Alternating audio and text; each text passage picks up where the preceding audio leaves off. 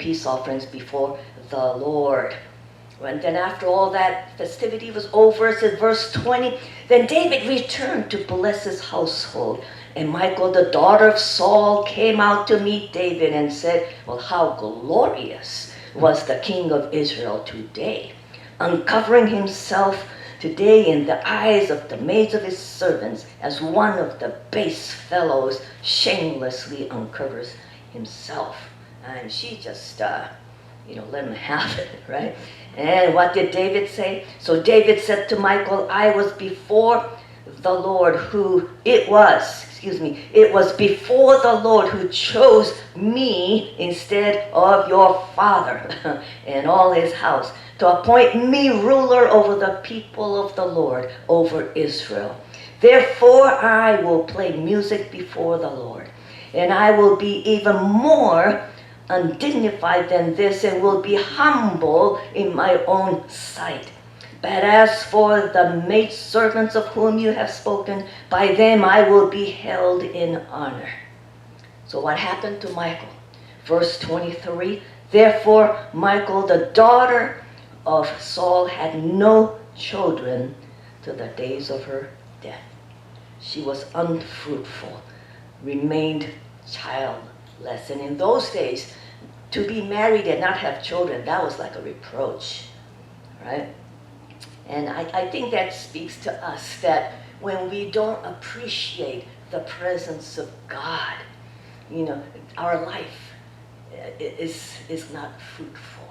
It's in His presence, right, that that fruitfulness in God comes through. And there's another interesting passage, and I'm going to turn to 1 Kings chapter 10. And now this is about Solomon. And it says in verse 1, this is 1 Kings chapter 10, verse 1. Now when the queen of Sheba heard of the fame of Solomon concerning the name of the Lord, she came to test him with hard questions. She came to Jerusalem with a very great retinue, with camels that bore spices, very much gold and precious stones. And when she came to Solomon, she spoke with him about all that was in her heart. So Solomon answered all her questions. There was nothing so difficult for the king that he could not explain to her. And when the queen of Sheba had seen all the wisdom of Solomon, the house that she had built, it's listed all those things she noticed, So it says, the house that he had built, the food on his table. I'm sure there were delicacies from all the different areas of, in that whole area, all the delicacies, the seating of his servants, the service of his waiters in their apparel. They must have just worked like clockwork. They were dressed beautifully, even the servants. Everything was just excellently done. And also it mentions his cupbearers. And then there's an interesting phrase. It says, and his entryway by which he went up to the house of the Lord. His entryway by which he went up to the house of the Lord. So this must have been like a special passageway or stairway built leading up to the temple. And so she must have seen Solomon, who was just famous by this time, for his wisdom, wealth, and all the things that he had and built and all that. And yet she saw Solomon take this path up to the house of the Lord to worship him, to offer sacrifice unto the Lord. And so it says when she saw his entryway by which she went up to the house of the Lord, what happened? There was no more spirit in her. She was overwhelmed. And so these are just some of the men that we looked at that just held God's presence as precious. We know that Solomon, later on, as he became an older man, right, he kind of went a little bit astray because of all the women that he had married, the foreign women that had brought in the false gods and idols and all that. But in the beginning, I'm sure he used to take that path to the house of God, to worship, to offer sacrifices. And I just wanted to say some other things about his presence. And the first point I had about his presence is that it is all-encompassing. Now, what do I mean by all-encompassing? Well, we sing a song here. It's called "You Are My All in All." I think you all know that. And what it's saying that when you have the Lord, you have everything. You have everything. Right? And the song, some of the lyrics for that song goes, well, you are my strength when I am weak. When I fall down, you pick me up. When I am dry, you fill my cup. See, you are my all in all. And so his presence in our lives, it's all encompassing. And we'll see this. Going back to Moses, I'm going to turn to Exodus chapter 3. Verse 7. Now this is where Moses receives a call to bring the children of Israel out of Egypt. Before that, in the beginning of the chapter, he's taking care of the flock that belonged to his father-in-law, Jethro. And he's, of course, Moses at this time, of course, has been in the land of Midian for probably about 40 years by now, as a fugitive from Egyptian justice, because he had killed an Egyptian man when he went out to see his people, the Israelites. And then, of course, that he saw this bush that was burning, but it was not consumed, right? Now, I read that back then, when it was, maybe it's still now, but when it's real hot in the desert like that, there is once in a while like spontaneous combustion where the bush will just start to burn from the heat of the sun. But if that happened, the bush was destroyed, right? But in this case, it was burning, but the bush was not consumed. And so it was, So Moses turned to look. And when he looked, the Lord went, "Moses, Moses." God knew his name, right? Can you imagine? And then, so we'll pick it up in verse 7, and the Lord, and this Lord is Yahweh. I am that I am, the great I am. That's the Lord. Whenever we see L-O-R-D in capital, that's Yahweh. There are a lot of words for God. This is Yahweh talking, right? And it says, "I have surely seen the oppression of my people who are in Egypt, and have heard their cry because of their taskmasters, for I know their sorrows. For I have come down to deliver them out of the hand of the Egyptians, to bring them up from that land to a good and large land, to a land flowing with milk and honey, to the place of the Canaanites and the Hittites," and all these ites again. Okay, the verse 9. "Now therefore, behold, the cry of the children of Israel has come to me, and I have also seen the oppression with which the Egyptians have oppressed them." And so far so good. Moses saying, yes, okay.